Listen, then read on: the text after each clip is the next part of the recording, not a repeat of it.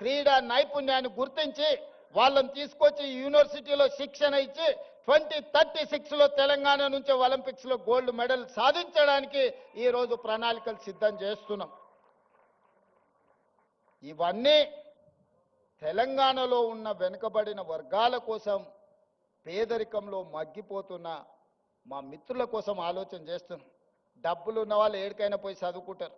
వాళ్ళు Stanford, Oxford, London economics, ఎక్కడికైనా school of ఎకనామిక్స్లో ఎక్కడో పోయి చదువుకుంటారు. వాళ్ళ గురించి నేను ఆలోచన చేయాల్సిన పని లేదు. అక్కడికి పోలేని వాళ్ళను, అక్కడికి ఎదగాలనుకుంటున్న వాళ్ళకు కూడా మరి ఏమైనా చెయ్యాలి కదా. అందులో భాగంగానే మిత్రులారా, ఈ ఉస్మానియా యూనివర్సిటీని వేదిక చేసుకోదలుచుకున్నా. 1000 కోట్లు అనేది పెద్ద విషయం కాదు. నేను డబ్బుల రూపంలో చూడట్లేదు, ఖర్చు రూపంలో చూడడం లేదు. ఇది నా భవిష్యత్ తరాల కోసం పెట్టుబడిగా చూస్తున్నా. ఈ పెట్టుబడి ఈరోజు రాష్ట్ర ప్రభుత్వం ఇంతకుముందే గచ్చిబౌలిలో టీ హబ్లో ఈరోజు మనం గూగుల్తో ఒక జాయింట్ వెంచర్ స్టార్టప్స్ కోసం ప్రారంభించుకున్నాం.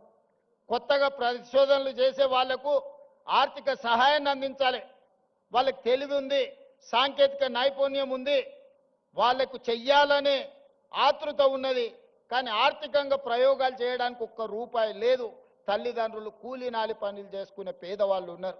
వాళ్ళ పిల్లల కోసం ఇవాళ స్టార్టప్ ఫండ్ ఇప్పుడు అక్కడి నుంచో ఇక్కడికి వచ్చిన 1000 కోట్లు ఈరోజు పరిశోధన చేసే తెలంగాణ యువతకు అందించాలని అక్కడ ఒక గొప్ప ఆఫీస్ పెట్టి ఆ పిల్లలకు అక్కడ ప్లేస్ ఇవ్వండి, వాళ్ళ పరిశోధనలకు డబ్బులు ఇవ్వండి. ఒకప్పుడు గూగుల్ కూడా 2 విద్యార్థులు ఒక కార్ షెడ్లో మొదలు పెడితే ఇవాళ గూగుల్ అయింది. టెస్లా, ఇలాన్ మస్క్ ఒక చిన్న పరిశోధన చేస్తే ఇలాన్ మస్క్ అయింది. ఇట్లా చాలా కంపెనీలు ప్రపంచంలో స్టార్టప్స్గా మారి మొదట్లో చదువుకున్న విద్యార్థులు చిన్న ప్రయోగం చేస్తే ఆ ప్రయోగంలో వాళ్ళు విజయం సాధిస్తే ఈరోజు ప్రపంచంలోనే ఆగర్భ శ్రీమంతులైనరు. అందుకే ఇవాళ తెలంగాణ ప్రాంతంలో ఉన్న నైపుణ్యాన్ని వెలికి తీయాలని 1000 కోట్ల కార్పస్ ఫండ్ ఈరోజు ప్రభుత్వ పరంగా నేను కేటాయించి మా తెలంగాణ పిల్లలు పరిశోధన చేస్తే ఒక్క రూపాయి కూడా పరిశోధనలో ఇబ్బంది పడొద్దు, వాళ్ళు రాణించాలి, వాళ్ళు బిలియనియర్స్ కావాలి, గ్రామీణ ప్రాంతంలో నుంచి ప్రపంచంతో పోటీ పడాలని 1000 కోట్లు అక్కడ కూడా పరిశోధనల కోసం కేటాయించి ఇంకొక 1000 కోట్లు జీవో తీసుకొని ఈరోజు ఉస్మానియా యూనివర్సిటీకి వచ్చిన. ఉత్త చేతులతో రానని ఆనాడే చెప్పిన. ఉత్తుత్తు మాటలు చెప్పే అలవాటు నాకు లేదు. ఎందుకంటే వ్యవసాయం తెలిసినోని, గ్రామీణ ప్రాంతం నుంచి వచ్చినోని. మన చేనుకు ఏ పురుగు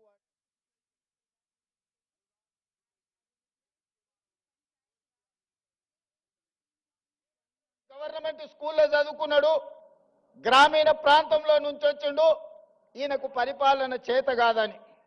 ఒక్క విషయం అయితే నేను చెప్పదలుచుకున్న, ఉస్మానియా ఆర్ట్స్ కళాశాల ముందు నుంచి నేను గుంటూరులో చదువుకోలేదు మిత్రులారా. నేను గుంటూరులో చదువుకోలే. గూడు పుటాని నాకు తెలియదు. నల్లమల్ల అడవుల్లో నుంచి వచ్చిన క్రూర మృగాలను చూసినను, సాధు జంతువులను చూసినను, పేదవాడి సమస్యలను చూసినను. పుట్టినప్పటి నుంచి దళితులతోని, గిరిజనులతోని, బలహీన వర్గాలతోని, మైనారిటీలతోని కలిసిమెలిసి పెరిగిన వాళ్ళ సమస్యలు చూసిన. నాకు కొత్తగా అక్కర్లేదు.